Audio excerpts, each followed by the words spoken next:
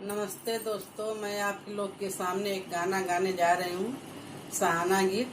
आप लोग को अच्छा लगे तो लाइक करिएगा, सब्सक्राइब करिएगा, कमेंट करिएगा।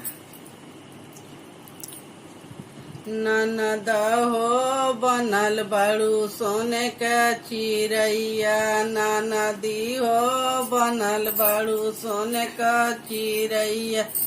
अपने मोनन दो के लहंगा खरीदबो, अपने मोनन दो के लहंगा खरीदबो। ननद हो चुनरी ली आई है तोहर भैया, ननद हो चुनरी ली आई है तोहर भैया। ननदी हो बनल बड़ू सोने का चिरैया, ननदी हो बनल बड़ू सोने का चिरैया। अपनी मोनन दो के झुमका ले अइबा, अपने मोनन दो के झुमका गड़इबा।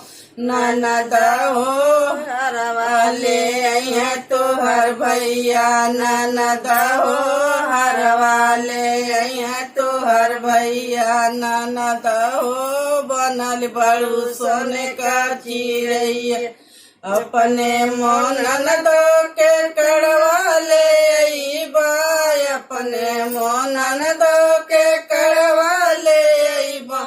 ननद हो चूड़िया ले आई है तोहर भैया, ननद हो चूड़िया ले आई है तोहर भैया। ननद हो बनल बड़ू सोने का चिरैया, अपने मोनन दो के पायल गड़इबा, अपने मोनन दो के पायल गड़इबा।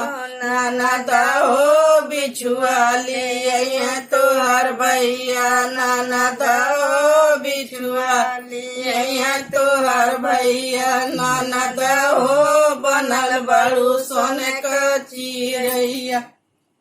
नमस्ते।